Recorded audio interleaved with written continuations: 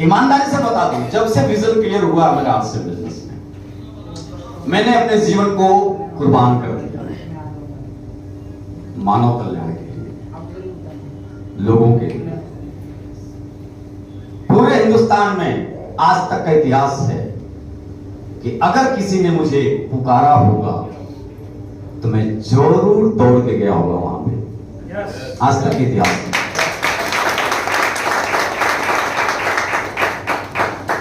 कभी मैंने ये नहीं बोला कि मेरे पास टाइम नहीं है या मैं बिजी चल रहा हूं, है ना।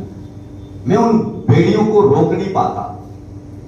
तो सोचो आप कि मेरा एक ही उद्देश्य है, लोगों के लिए काम करना, लोगों को जिताना। वो सब्जेक्ट आगे आएगा, मैं बात करूंगा। देखिए, मुझे जो उनकी बातों से समझ में आया कि दुनिया में कोई भी इंडस्ट्री जिसकी शुरुआत होती है, जैसे आर्ट्स एंड बिजनेस की शुरुआत कब हुई? अगस्त 2000 में। यस, इंडस्ट्री की स्थापना हुई। एक महान व्यक्ति ने एक नेक इरादे से एक डिसीजन लिया, मजबूत डिसीजन लिया। क्या डिसीजन लिया? आज के बाद मेरे मिल का कपड़ा ट्रेडिशनल मार्केट में बिचौलियों के पास नहीं जाएगा। मैं निर्णय करता हूं कि आज के बाद मेरे मिल का कपड़ा कंज्यूमर को डायरेक्ट जाएगा और जो बीच का मुनाफा है वो कंज्यूमर को बटेगा। तो देश सुधार होगा।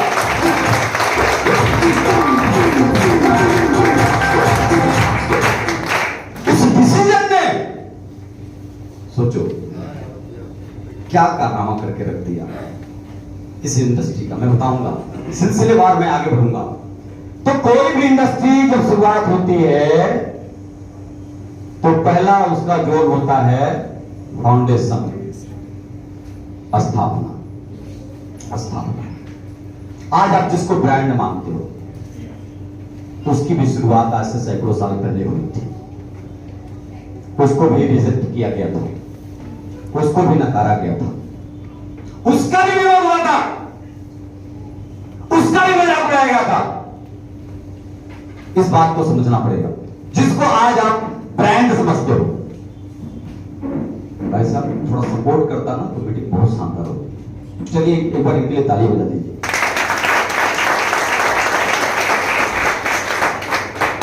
फाउंडेशन, इस जोन में कंपनी के पास दुनिया का इतिहास उठा के देखो, कुछ नहीं होता।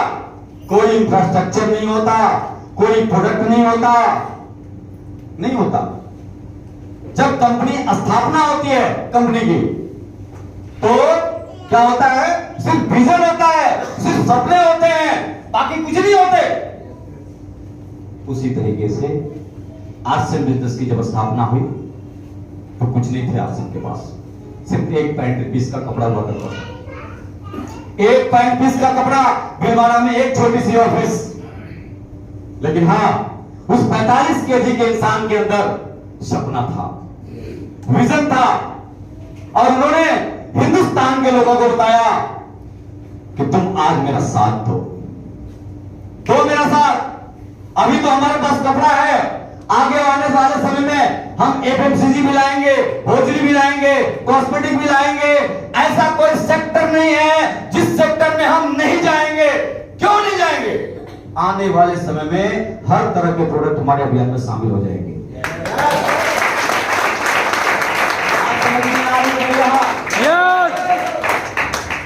इसका क्या करूं? इससे ज्यादा ताकत है यहां। यस, इसको सही करो। तो शुरुआत हुआ था एक पैंट पीस से, लेकिन एक विजन था, एक सपना था, एक मकसद था। कुछ भी नहीं था इसके अलावा सिंह के पास। लेकिन सोचो आप, कंपनी फाउंडेशन जोन में संघर्ष किया, कंपनी ने नकारा गया, विरोध किया गया, मजाक उड़ाया गया। धीरे धीरे धीरे 2002 में कंपनी एफएमसीजी में आ गई। धीरे धीरे प्रोडक्टों की श्रृंखला बढ़ने लग गई, लोग बढ़ने लग गए, लोगों का विश्वास बढ़ने लग गया, अचीवर्स पैदा होने लग गए, माहौल बनने लग गया। उसके बाद कंपनी नेगेटिव जोन में प्रवेश करती है। भैया ध्यान दीजिए, चलो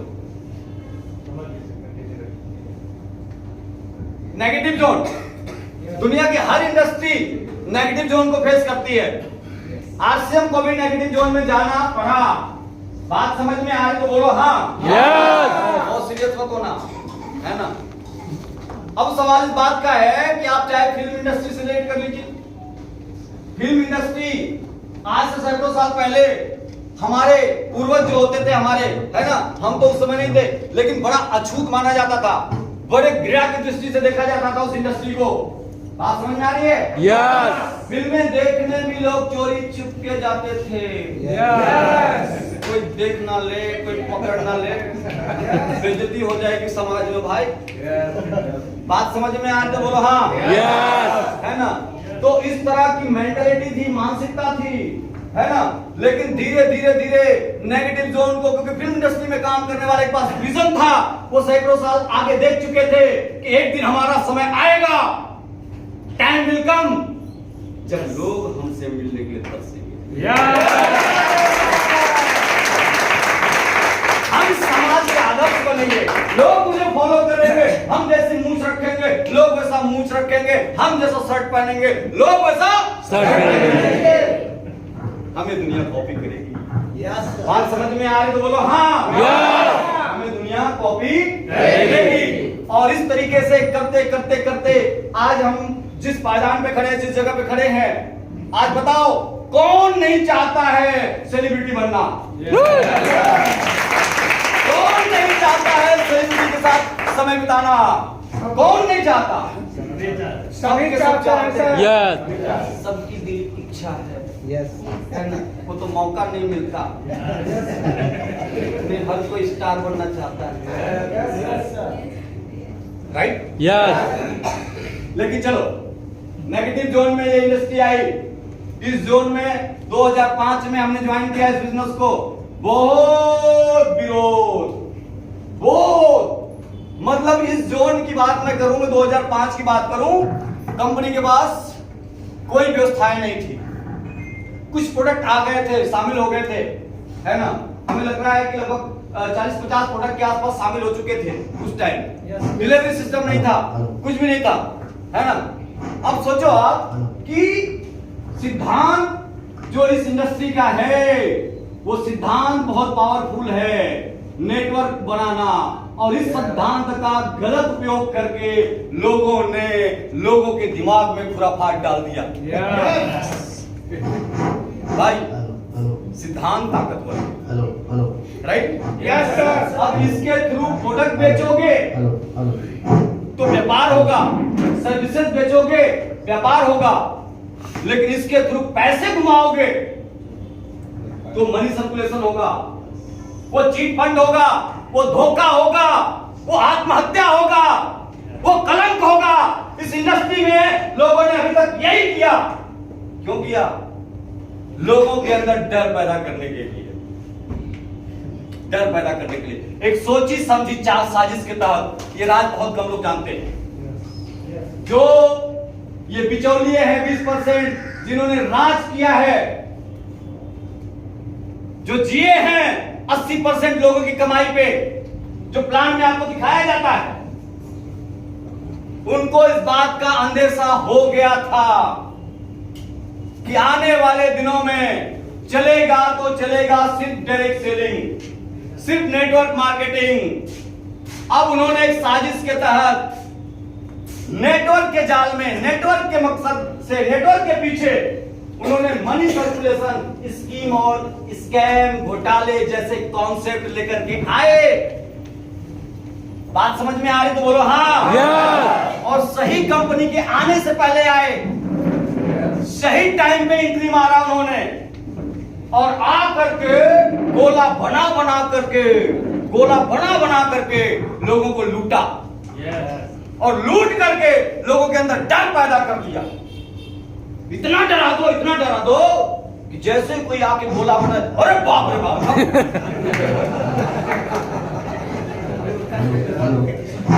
बात समझ में आए तो बोले हाँ।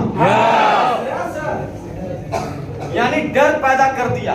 एक साजिश के तहत हुआ है और ये बात बहुत लोग नहीं जानते, है ना। लेकिन अब धीरे धीरे जागरूकता बढ़ रही है। बात समझ में आ रही है? आरसीएम बिजनेस का उद्देश्य क्लियर था। आरसीएम बिजनेस एक महान उद्देश्य के लिए काम करता है, एक महान उद्देश्य के लिए काम करता है। आरसीएम बिजनेस के संस्थापक साधारण व्यक्ति नहीं, आम व्यक्ति नहीं, एक महान व्यक्ति।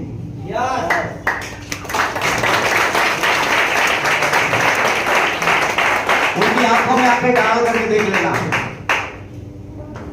पढ़ लेना उनको। व्यापारी नहीं है वो, इस धरा पे इस युग में हिंदुस्तान की तकदीर और तस्वीर बदलने के लिए आए हैं।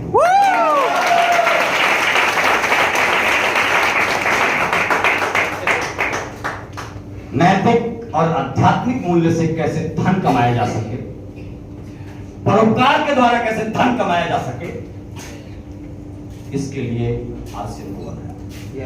समझ में आ रही है? मेरी बात बहुतों को समझ में आएगी भी नहीं, है ना। समझने के लिए भी समझने की जरूरत पड़ेगी। तैयार हैं? यस भाई, दोनों 1 घंटा चला जाएगा ना, मैं कुछ ले नहीं पाऊंगा, इससे बढ़िया मुझे बोलने दो। अच्छा, ये चल रहा था क्या? 2000 में शुरू हुआ, 10 साल 11 साल जाते जाते ये इंडस्ट्री पूरे हिंदुस्तान के गांव-गांव में, गली गली में, मोहल्ले मोहल्ले में, सब जगह आरसीएम आरसीएम आरसीएम के चर्चे होने लग गए। डायरेक्ट सेलिंग के इतिहास में एक से एक नया रिकॉर्ड बनाया इस इंडस्ट्री ने। कभी कोई आटा लेकर के नहीं आया, कभी कोई कपड़ा लेकर के नहीं आया, कभी कोई हिंदुस्तान के आम लोगों की जरूरत के प्रोडक्ट डायरेक्ट सेलिंग में नहीं लेकर के आए। ये दुनिया की पहली ऐसी कंपनी है जिसने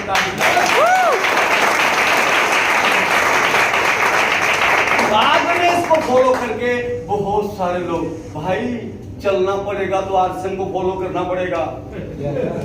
अगर इस इंडस्ट्री में टिकना है तो आरसीएम को फॉलो करना पड़ेगा। लेकिन वो प्रोडक्ट तो लेके आए जरूर आए, लेकिन प्रोडक्ट में भी मनी सर्कुलेशन का खेला खेलना शुरू करे। बहुत सारी कंपनियां हैं वो प्रोडक्ट देती है, उनका बिजनेस वॉल्यूम 30% है और बोलते हैं हम 65% बांटते हैं, आरसीएम 45% बांटता है। बाबा, अरे एक आम बात व्यक्ति को बहला फुसला दो कि बेचारा डायरेक्ट सेलिंग के बारे में कुछ नहीं जानता, है ना। पीवी कितना दे रहे हो? 30%। हम कितना दे रहे हैं? 70। हम कितना दे रहे हैं? 70%। हम कितना दे रहे हैं? 100%। बात समझ में आ रही है? यस। अभी इस इंडस्ट्री में बहुत गहराई से हमें क्या करना पड़ेगा? डूबना पड़ेगा। तैयार है? यस। 2011 तक चरमोत्कर्ष को प्राप्त कर लिया आरसीएम। बड़े बड़े रिकॉर्ड, अरे इतनी पब्लिक, इतना पॉपुलेशन, लाखों लोगों के प्रोग्राम एक लाठी वाला होमगार्ड नहीं और इसी हिंदुस्तान में संपन्न हुए। लाखों लाठी प्रोग्राम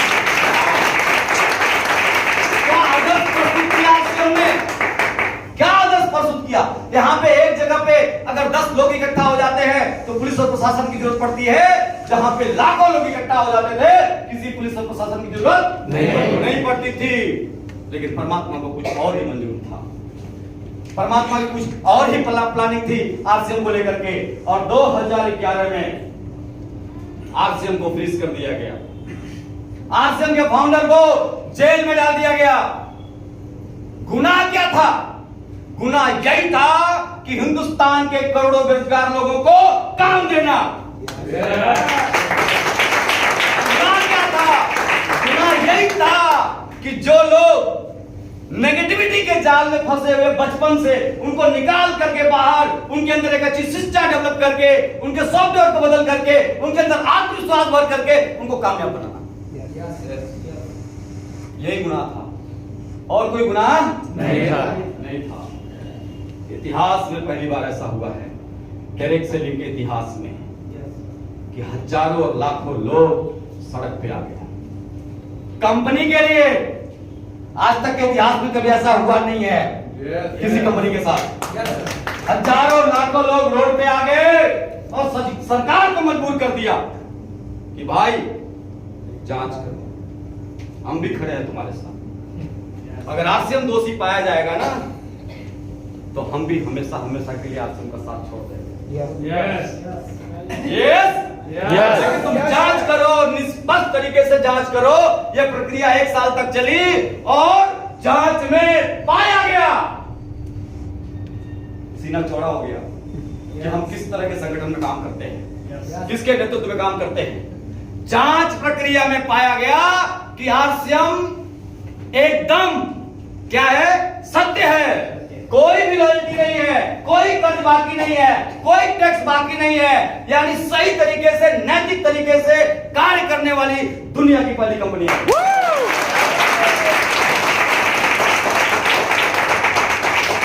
होना चाहिए नहीं होना चाहिए, मुझे है, आपको भी होना चाहिए। तैयार हैं? उसके बाद सिलसिला आगे बढ़ा। देखो मैं मार्कर लगा के बोलूंगा। वापिस आया आरसीएम, चेहरे खिल गए, हम सबके चेहरे खिल गए, है ना? क्योंकि हमें भाई देखो, ईमानदारी से बताओ, विषय सही चल रहा है? ईमानदारी से बताओ, हमें ताली सुनने की आदत लग चुकी थी, हमें माला पढ़ने की आदत लग चुकी थी, जी सर की आदत लग चुकी थी। इतना रिस्पेक्ट, इतना सम्मान दुनिया में कहां मिलता, उसकी आदत लग चुकी थी। अब तो हम ये बात समझ नहीं पा रहे थे कि अगर मान लो भाई 1 मिनट के लिए कि आरसीएम नहीं आया तो क्या होगा। आरसीएम नहीं आया तो क्या होगा। ये सम्मान, ये प्यार, ये प्रतिष्ठा कहां मिलेगी? इस धरा पे है क्या? नहीं। दुनिया में कुछ स्टेज हैं जो किसी के बाप की बपौती हैं। वो उनके बाप की बपौती है, लेकिन ये स्टेज जो है ना, ये किसी के बाप की बपौती नहीं है।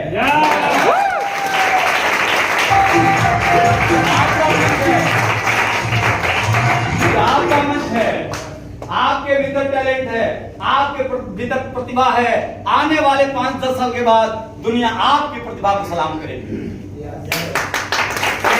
प्रतिभा को सलाम नहीं करेगी। नोट कर लेना कागज पे, मैं बोल रहा हूं इस बात को।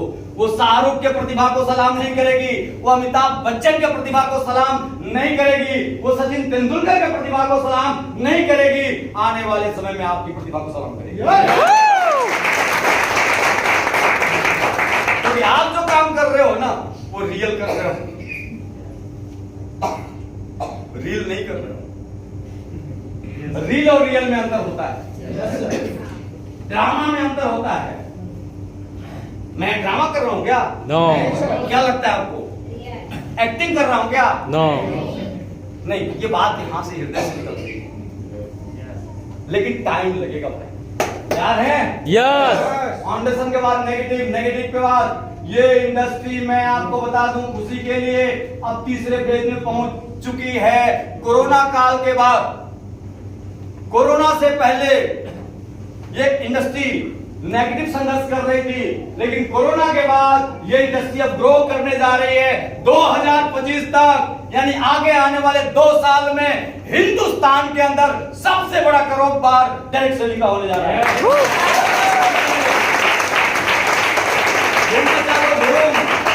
अभी जरूरत है, अरे अभी सुस्ताने की जरूरत नहीं भाई। बहुत सारे साथी हमारे बेचारे पहले जोर लगा लिए, थक गए, है ना? नाना, अभी जोर लगाने की जरूरत है।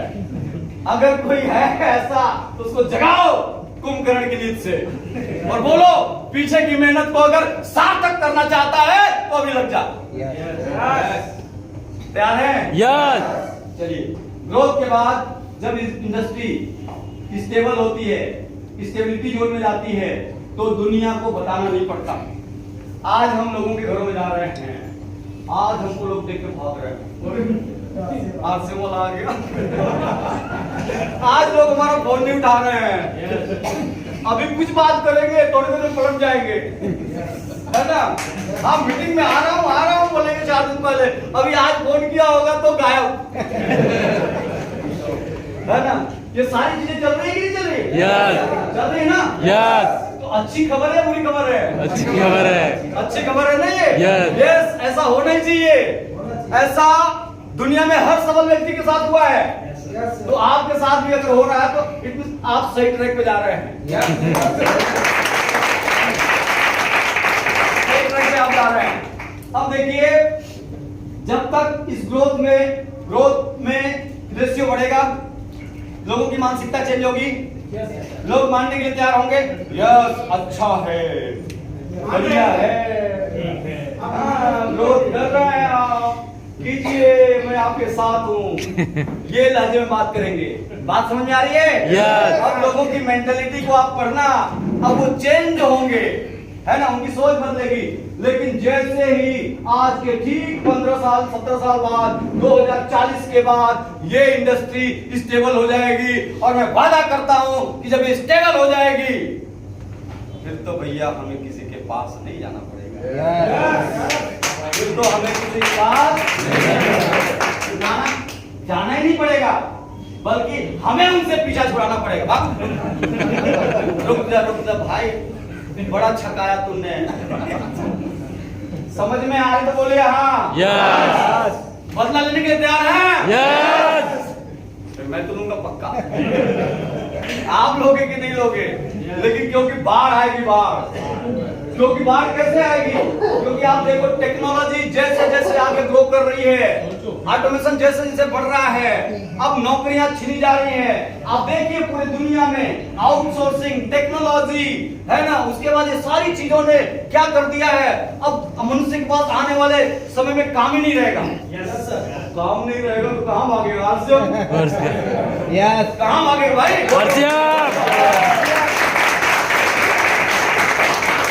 आसिम के पीछे भागेगा नहीं भागेगा? यस। तो आसिम के पीछे भागेगा पीछे और हम भागेंगे आगे।